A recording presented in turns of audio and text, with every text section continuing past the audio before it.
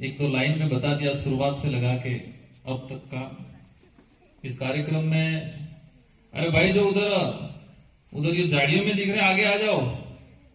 इसलिए फिर कह रहे थे वनवा घरासिया, कांतिभाई मागीलाल जी, दौड़ा प्रधान जी और समस्त जिला परिषद सदस्य, प्राचार्य महोदय, इस कॉलेज के पूर्व छात्र संघ अध्यक्ष, जिला अध्यक्ष, बिल प्रदेश विद्यार्थी मोर्चा के प्रदेश संयोजक, साथ ही क्योंकि मुझे लग रहा है जोर से बोलते हुए साउंड ज्यादा आ रहा है, कई जने कान में अंगुलियां डाल रहे हैं। इस कार्यक्रम की शोभा बढ़ाते हुए हमारे सभी मंचासीन अतिथि, थोड़ा कम कर देना इसको क्योंकि आदत बनी हुई थोड़ा जोर से बोलने की। हमारे सारे मेरे गुरु रहे और मैं इनका शिष्य रहा हूं। इस कॉलेज के समस्त स्टाफगण, हमारे पत्रकार बंधु, पुलिस विभाग से पहुंचे हुए और हमारे उधर नारायण जी और हमारे जो इस कॉलेज के एज ए एक चतुश्रेणी कर्मचारी हैं, लेकिन आज भी हम उनको, जितने जो चतुश्रेणी कर्मचारी हैं, हमारी बाई रहती थी, शायद आज नजर नहीं पड़ी है, लेकिन वो पद के हिसाब से चतुश्रेणी कर्मचारी थे, लेकिन आज भी उनके लिए हमारे दिल में वो जगह है, एक बड़े पद के हिसाब से जगह है। और वो इस कॉलेज को हमने, वो कहते हैं कि जिया है ढंग से, इसको दिल से इस कॉलेज में आए, इस कॉलेज में पढ़े और यहां पर राजनीतिक जीवन की शुरुआत की। ये हमारे डूंगरपुर जिला का, जिला मुख्यालय का सबसे बड़ा कॉलेज है और ये कॉलेज युवा अवस्था में एडमिशन लेते हैं हम।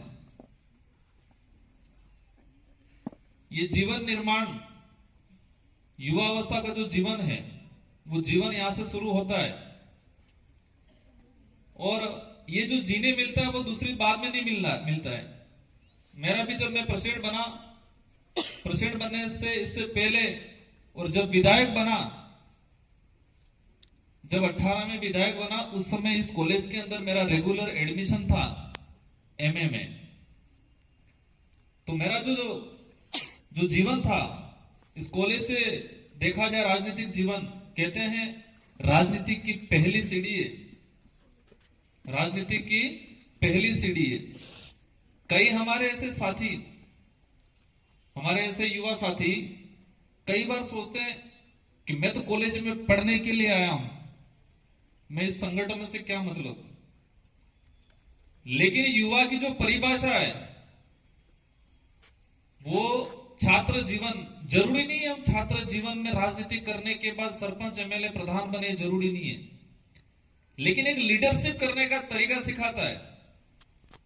और कॉलेज का जो कहते हैं, हमारे कॉलेज की जो एक उद्देश्य है, वो उद्देश्य भी कॉलेज में अगर चुनाव नहीं हो तो इस कॉलेज की जो परिभाषा और उद्देश्य भी पूर्ण नहीं हो पाएगा। क्योंकि कॉलेज के अंदर बच्चे को उभरने मिलता, सीखने मिलता है। बच्चा हर प्रकार से, हर गांव से बच्चे आते हैं, उनसे सीखता है, आमने सामने मिलता है। और ये जो युवा अवस्था है, युवाओं पे बड़े बड़े लेक्चर होते हैं और लेक्चरों में कई प्रकार की बातें होती है। और कई बार कहते हैं लोग, युवा मतलब वायु, युवा को उल्टा करो वायु। वायु मतलब एक तूफान की तरह युवा रहता है और युवा अवस्था में जो कर पाते हैं वो बाद में नहीं कर पाते, न बाल्यावस्था में कर पाते। युवा वायु, लेकिन हमें वायु में उड़ जाए ऐसे नहीं बनना है, वायु में उड़ जाए ऐसे युवा नहीं बनना, मजबूत युवा बनना है, ताकतवर युवा बनना है, शारीरिक रूप से, मानसिक रूप से मजबूत बनना है। आज इस कॉलेज के अंदर ये कार्यक्रम है। मेरा सौभाग्य था, मैं 2013 के अंदर प्रेसिडेंट बना था और उस समय जो कार्यक्रम करा था, इसके बाद हमारे जितने जो यहां बैठे हुए प्रेसिडेंट हैं पूर्व, जो एक जुनून रहता है, हम राजनीति में आए, अच्छा परसेंटेज बना, ऐसा नहीं राजनीति के आने का। मैंने 5 बार कॉलेज में एडमिशन लिया एमए प्रीवियस में सर, 5 बार रेगुलर, लेकिन एग्जाम नहीं दिया। बोर्ड फॉर्म नहीं भरा। क्यों? क्योंकि इस बार बोर्ड फॉर्म भर देता तो पिछली बार फिर एडमिशन नहीं मिलता, क्योंकि कीड़ा था राजनीति करने। और यहां पर कॉलेज के अंदर ये नियम है कि रेगुलर स्टूडेंट है वही इस संस्था के मतलब इस चैम्बर के अंदर, इस परिसर के अंदर घूम सकेगा चुनाव के वक्त। तो एक ये कि मेरा एडमिशन है इस कॉलेज में, हम चुनाव कराएंगे, और चुनाव में यहाँ रहते थे और सीखते थे, पढ़ते थे, परसेंटेज भी अच्छा बनाया है, क्योंकि रेगुलर एडमिशन चाहिए तो परसेंटेज अच्छा होगा तो ही रेगुलर मिलेगा एमए में, ऐसे एडमिशन नहीं मिलता है। तो सब कुछ किया है। मैं बता रहा था, कुछ लोग सोचते हैं कि हमें इसमें नहीं जाना चाहिए, ये है वो है। अगर आपने कॉलेज जीवन नहीं सीखा है, कॉलेज जीवन में आपने ढंग से नहीं जिया, तो आपने जिंदगी कुछ नहीं जी है। हम सुबह 10 बजे से 5 बजे तक भी रहते थे, क्लासेस चलती नहीं चलती, लेकिन यहां रहते थे, पीछे लाइब्रेरी है। मेरे कार्यकाल के अंदर जितने जो डूंगरपुर जिले के अंदर जितने जो ये जो समाचार पत्र आते हैं, उद्देश्य क्या है, हम क्या सोच रहे हैं, उसके बारे में भी थोड़ा सोचना पड़ेगा। आज मैं भी पुणे के कार्यक्रम में गया था। आप लोगों की बदौलत आपने मुझे यहाँ कॉलेज में एक राजनीति का अवसर दिया, विधायक बन के चुना, और राजस्थान की तरफ से आदर्श विधायक के रूप में, क्योंकि कम एज का विधायक था, मुझे सौभाग्य मिला। तो पुणे के अंदर जो यूनिवर्सिटी थी, यूनिवर्सिटी के अंदर एक कोर्स चलता था, मैंने ऐसे ही बैठे थे, चर्चा की, तो स्टूडेंट लीडरशिप का कोर्स, बच्चे वहां लीडरशिप किस तरह से करनी है, नेतृत्व किस तरह से करना है, उसके लिए पैसा देके वहां सीखते। बड़े बड़े जो अमीर घराने के बच्चे अच्छी अच्छी डिग्रियां करने के बावजूद वहां स्टूडेंट लीडरशिप का 2 साल का जो कोर्स होता है, उस कोर्स को सीखने जाते हैं कि लीडरशिप कैसे करनी है, बातचीत कैसे करनी है, कैंपेनिंग कैसे करनी है। इन बातों को पैसा दे के सीखने के लिए जाते हैं। और ये हमारी भोगीलाल पंड्या जो कॉलेज है, और इस कॉलेज में जो चुनाव होते हैं उस समय आपको सब फ्री में सीखने मिलता है। साल भर राजनीतिक में नहीं रहना है, एक समय होता है निश्चित, उस समय के अंदर जो खुल जाता है बच्चा, पढ़ाई भी करनी है साथ साथ। आज इस कॉलेज के अंदर मेरा जो कार्यकाल रहा था, लगभग सारे हमारे प्रोफेसर थे, और बहुत तूफानी कार्यकाल रहा था। इसमें कुछ बहुत अच्छे काम भी हुए, कुछ ऐसे काम भी हुए, लेकिन मैं संतुष्ट हूं कि मैंने मेरे जीवन के अंदर कॉलेज राजनीति के अंदर जो समय बिताया। आज ये कार्यकारिणी है, हमारे उमेश जी भाई साहब बता रहे थे कि कार्यकारिणी है, अध्यक्ष जी हैं, उनको निभाना है। ये अध्यक्ष जी आपके बिना अधूरे हैं। ये जो कॉलेज के चारों कार्यकारिणी है, आप बच्चों के बिना अधूरे हैं। बच्चों का साथ रहेगा तो ये मजबूत बनेंगे, और ये इनके साथ के बाद आपकी लीडरशिप मजबूत होनी चाहिए, क्योंकि लीडर आप हो। आज इनके नेतृत्व करता आप लोग हो, आपको मजबूत होना है। मैं विधायक था, उस समय एक किस्सा हुआ था, क्योंकि तब उस समय हम समझते नहीं थे क्या ये कानून वानून क्या है, आचार संहिता लगी थी। आज तो आप ऑनलाइन घर बैठे भी चालान कट जाता है आपका, ई मित्र पे जाके बोर्ड फॉर्म का जो फीस रहती है उसका चालान कट जाता है। उस समय अपने 3-4 ये बैंकें थी, उस बैंकों के बाहर एक तो अपने ये पास में थी, तो हमारे बच्चे और बच्चियां सुबह 10 बजे से उस बैंक के बाहर पूरे रोड पर लाइन लगा के बैठे रहते थे। एक डिपो के अंदर थी तो लाइन ठेठ बाहर रोड पे आ जाती। और ये बात हमें खटकी कि हम इस देश का भविष्य है और युवा है डूंगरपुर के, और मैं तो प्रेसिडेंट हूं, और कहता कई बार प्रेसिडेंट तो ये जिले का मुखिया है, कॉलेज का युवाओं का नेतृत्व, जोश चढ़ गया। और हमने उस समय रोड बन के और आचार संहिता लगी थी, और हमारी जो जितनी बहनें थी उन बहनों ने मुझे साथ दिया। 2 घंटे तक रोड जाम रहा, प्रशासन पूरा आया, रात की 9 बजे तक वहां बैंक खुली रही, और दूसरे दिन से ही कॉलेज के अंदर चैम्बर लगे, और उस समय से कॉलेज के अंदर चालान कटना स्टार्ट हो गए थे। तो ऐसे ऐसे जो मुद्दे जिला मुख्यालय पे जो युवाओं से संबंधित है, रोजगार से संबंधित है, इन मुद्दों को आप सबको मिलकर उठाना है। आप प्रेसिडेंट को बना के आप अलग नहीं हुए हो, आज भी जिम्मेदारी है, आप युवा शक्ति साथ में रहेगी। एक जमाना था, और हमारे समय में भी ये होते थे, जो भी प्रशासनिक अधिकारी जिले का आईएएस आईपीएस आता था, कलेक्टर एसपी आते थे, तो पूछते कॉलेज के अंदर कैसे कैसे क्या है, कॉलेज का अध्यक्ष कौन है, क्या है। तो ये एक हमारी जो व्यवस्था है, उस व्यवस्था को बरकरार रखना है सबको मिलके। और हमारे जो अध्यापक गण हैं, जो गुरु रहे हैं हमारे, एक तो मैं 7वीं क्लास में पढ़ रहा था, मैडम ने मेरे को 7वीं 8वीं में पढ़ाया वहां, और फिर कॉलेज में भी उन्होंने पढ़ाया। तो जितने सारे प्रोफेसर हैं उनसे मैं कहना चाहूंगा कि आपको भी इन बच्चों पे इतनी मेहनत करनी है, कल उठा के मेरे जैसा कोई और आएगा यहाँ पर, आपको गर्व महसूस होगा कि ये मेरा स्टूडेंट है, उनको मैंने डंडे मारे थे, इनको मैंने डांटा था, ये गर्व आपको भी होगा। इसलिए अपना परिवार समझ के, अपने बच्चे समझ के इनको गाइड करना है और इनको पढ़ाना है, अच्छा एजुकेशन देना है।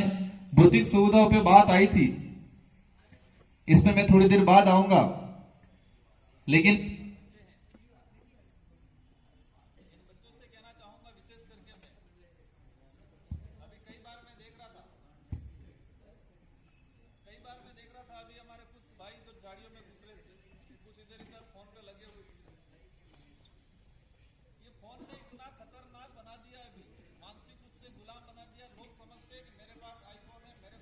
हैं तो आधी स्कूल खाली मिलेगी।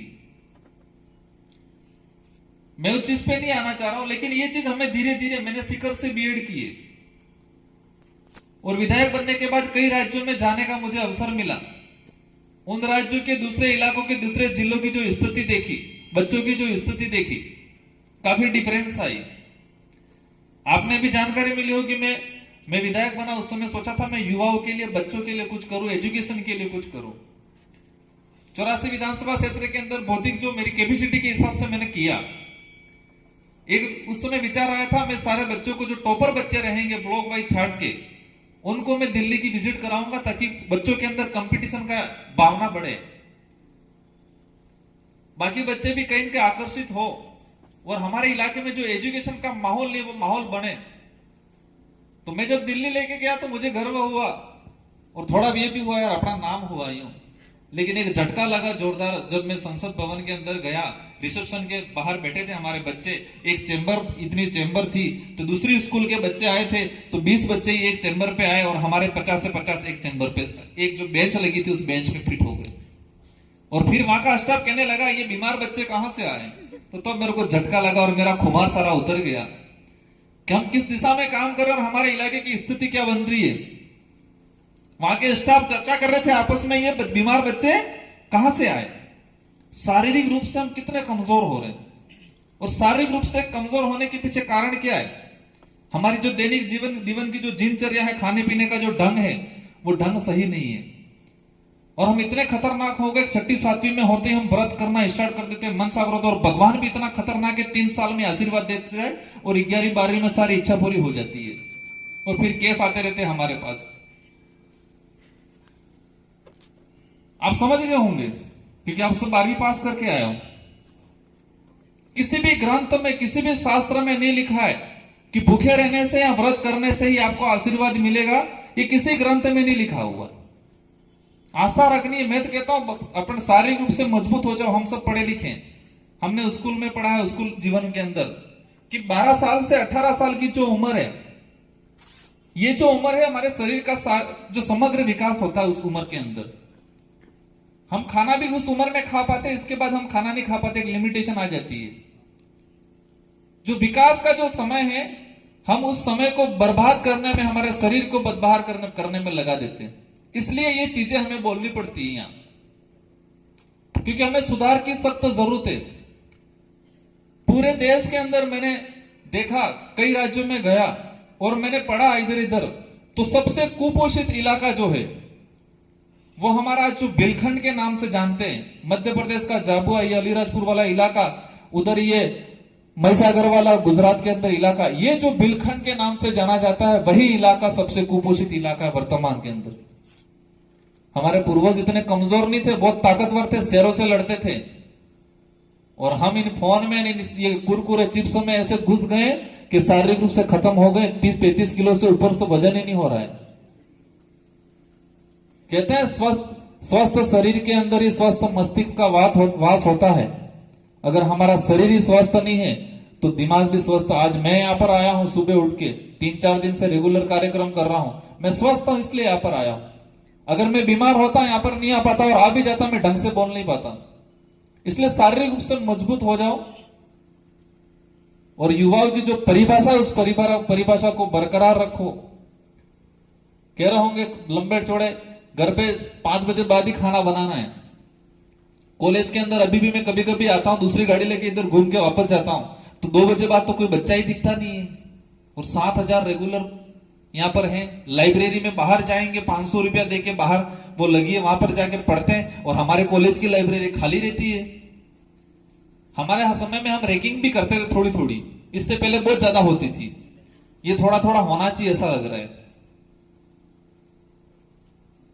आज पूरे डूंगरपुर जिले के अंदर आज आप लोग देश के भविष्य निर्माता हो। इस जिले का भविष्य आप हो, इस समाज का भविष्य भी आप हो। आपको देख के पीछे वाली पीढ़ी सीखेगी। देश के अंदर जो हालात हो रहे हैं, बहुत खतरनाक हालात हो रहे हैं। अभी बात हो रही थी बौद्धिक सुविधा को लेके, यहां पर हमारे प्रोफेसरों को लेके 84 पद स्वीकृत है शायद, और ये जो विद्यासभल वाले सब मिला के 20-25 ही हैं। मतलब 20 से 25% पद ही भरे हुए, बाकी सब खाली है। देश के अंदर आप सब समझ रहे हो, आपको ध्यान देना पड़ेगा, क्योंकि वो भविष्य आपके हाथ में आएगा आने वाले समय में, और तब देश खोखला हो चुका। आज निजीकरण पे राज्य सरकार और केंद्र सरकार सब निजीकरण पे लगी हुई है। ये कौन खतरा है, और ऐसे खतरे वाले संगठन लोगों को उस समय जवाब देना पड़ेगा। हम यहां तो चिल्ला लेंगे ना, वहां जाके दूसरी जगह करेंगे तो मजा नहीं आएगा। ये समझने की बात है।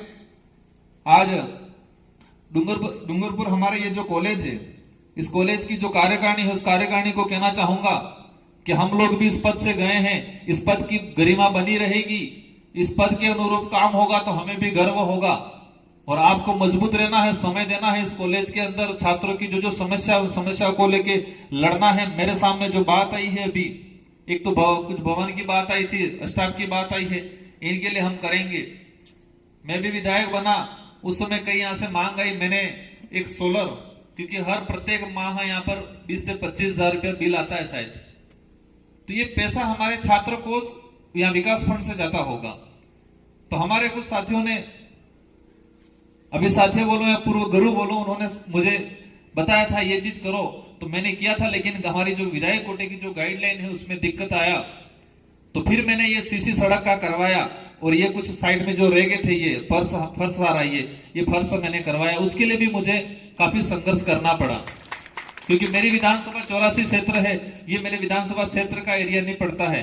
तो मुझे जयपुर तक लेटर भेज के वहां से परमिशन लेके इसके बावजूद करना पड़ा। उसको कराने में मुझे साल भर लग गया। बाकी अभी जो कुछ बात आई है, वहां का रोड अधूरा है, वो भी कराएंगे। और मेरे कॉलेज प्रशासन से विशेष अनुरोध है, हमारे यहाँ कैंटीन बनी हुई है, बच्चे बाहर जाते हैं नाश्ता करने के लिए, कैंटीन जल्द शुरू करवाए। छात्र संघ कार्यकारिणी और कॉलेज प्रशासन मिलकर इसको शुरू करवाए। किसी प्रकार की बाधा आती है, हमारे लिए कोई बात हो तो वो हमें बताए, हम मदद करेंगे। और मैं आया है, हमारे यहाँ जो प्राचार्य का जो बोर्ड है और छात्र संघ का जो बोर्ड है, मैं उम्मीद करूंगा कि मुख्य द्वार पे ही यहाँ पर छात्र संघ अध्यक्ष रहे हैं, उनका बोर्ड लगना चाहिए। तो हम भी कभी कभी आए तो लगेगा, हम 2013-14 में थे, और आपके प्राचार्य जी का लगाना ही है। साथ ही लाइब्रेरी को इतना डेवलप करो आप सब लोग। इसमें हमारी ओर से भी जो मदद चाहिए, हम मदद करने को लिए तैयार हैं। लाइसेंस के लिए भी समस्या हमारे कांति भाई ने बताया, उसके लिए भी हम मदद करेंगे। आप लोग संबंधित कलेक्टर साहब को एक लेटर लिख दो, यहाँ से छात्र संघ कार्यकारिणी भी अपने लेटर पैड पे लिख दे। इन चीजों को कराने की हमारी तरफ से पूरी कोशिश रहेगी। हमारी केशर कुमारी जो उपाध्यक्ष है, उन्होंने बताया था 60% बच्चियां हैं, और आज दिख रहा है हमारे 60% बच्चियां हैं। और ये यहाँ कॉलेज की बात नहीं है, गांवों में भी यही बात है। मैंने ब्लॉक लेवल पे सूची बनवाई, वहां पर भी यही स्थिति है, स्कूल के अंदर भी। तो मैंने 3 से 4 महीने से पहले एक नारा लगाया है, शायद आया नहीं आया हो, बेटा बचाओ बेटा पढ़ाओ। क्योंकि बेटियां तो बच रही है और बेटियां पढ़ भी रही है, बेटों की जरूरत है। वो राइडरिंग में ही, इधर इधर फोन में ही, ट्विटर व्हाट्सएप ट्विटर क्या क्या बोलते हैं, उसमें ही मस्त है। सभी जगह ये स्थिति है। स्कूलों के अंदर देखा जाए, महाविद्यालयों में देखा जाए, सब जगह ये स्थिति है। बेटियों का अनुपात अच्छा है और बेटे धीरे धीरे धीरे। मैं 40 बच्चे सिलेक्शन किए थे मैंने जयपुर दिल्ली ले जाने के लिए। आपकी जानकारी के लिए बता दो, इसमें 36 बेटियां थी, 36 लड़कियां थी, और कई बचे बचे के टैंक के 4 बच्चे आ गए थे। तो समझ लो जरूरत किसकी है बचाने की। तो मैंने एक नारा लगाया 4 से 5 महीने से कि बेटा बचाओ बेटा पढ़ाओ, क्योंकि सरकार ने पूर्व में नारा लगाया था बेटी बचाओ बेटी पढ़ाओ। तो बेटियां तो पढ़ रही है, बेटियों पे प्रतिबंध भी रहता है, लेकिन बेटी को लड़ाया। और उस समय नंदलाल जी मीणा टीएडी मिनिस्टर थे, उनको बुलाया। जब हमने उनको बुलाया था और किसी ने कह दिया कार्यक्रम कैंसिल हो गया, और वो हमारे मंत्री महोदय चले गए कहीं और हम 3 बजे तक इंतजार करते रहे इस गेट पे कि हमारे माननीय मंत्री महोदय आ रहे हैं। फिर उनको फोन किया तो कहा कि हमें तो सूचना मिली है कार्यक्रम कैंसिल हो गया। तब हमारे हाथ पैर फूल गए थे और फिर उन्होंने उनको कहा, और 4:30-5 बजे वो इस कार्यक्रम में आए थे, तब भी हमारा जोश जुनून खत्म नहीं हो रहा था। 4:30-5 बजे। और उस दिन कहा था कि बिल प्रदेश विद्यार्थी मोर्चा जो संगठन है, इसकी जो मांग है बिल प्रदेश बनाने की, ये मांग इतनी आसानी से पूरी नहीं होने वाली है। इन युवाओं को संघर्ष करना पड़ेगा, एकजुट रहना पड़ेगा। आज कई बार ये बातें आती रहती है, मैं इन चीजों पे नहीं जाना चाह रहा था, लेकिन इस देश के अंदर हमारे संविधान ने ये अधिकार दिया है कि सभी को अपना अभिव्यक्ति करने का आजादी है, सभी को अपनी मांग करने की आजादी है। इस देश के अंदर हमारे अनेक धर्म है, अनेक जातियां, अनेक समूह है, सबको अपनी अपनी बात रखने का पूरा अधिकार है। किसी भी समूह, किसी भी जाति, किसी भी धर्म के व्यक्ति अपने प्रचार का काम करता है, इससे किसी अन्य धर्म, किसी अन्य समूह, किसी अन्य जाति का कहीं किसी प्रकार का शोषण नहीं होता है। अगर बात करने से शोषण नहीं होता है तो बात करनी चाहिए। हम सबको साथ में लेके चलना चाह रहे हैं, क्योंकि इस आदिवासी बाहुल्य क्षेत्र का उद्धार चाहते हैं। इस इलाके को शेड्यूल 5 के नाम से जाना जाता है। इस इलाके की इतनी गवर्नमेंट ने इतना बजट दिया, करोड़ों रुपयों का बजट आया, ऐसी योजना लाए, लेकिन वो योजना आज भी हमारे धरातल पे नहीं पहुंच पाई है। इन्हीं मुद्दों के साथ हम लोग आगे बढ़े, और आज मैं विधायक हूं, और विधायक के नाते हम लोग आपकी क्षेत्र की बात प्राचार्य महोदय को शायद वो पहले रह के गए हैं, लेकिन उनको बता दूं सर, जब 2015 से पहले यहाँ कोई गांव में किसी को, यहाँ मार्केट में कोई कह देता कि तू आदिवासी है, तो वो तुरंत मारने जाता। आदिवासी कैसे बोला? ऐसी व्यवस्था लोगों के दिमाग में भर रखा था कि आदिवासी कहना या कहलाना बद्दा समझते थे। तो ये जो विचारधारा आई, इस आदिवासी बाहुल्य क्षेत्र के लोगों को एक जागरूक किया और अपने कम्युनिटी पे गर्व महसूस करने का जो काम किया इस विचारधारा ने, अभी तो शुरुआत है, आप लोग साथ दो और पूरे आदिवासी बाहुल्य क्षेत्र के अंदर, पूरे भारत देश के अंदर अपन सब मिलकर एक बड़ा बदलाव लाएंगे और इस देश को बचाने का काम करेंगे। आप सबको धन्यवाद। आप सबको जय जोहार, जय आदिवासी, जय बिल प्रदेश, जय संविधान।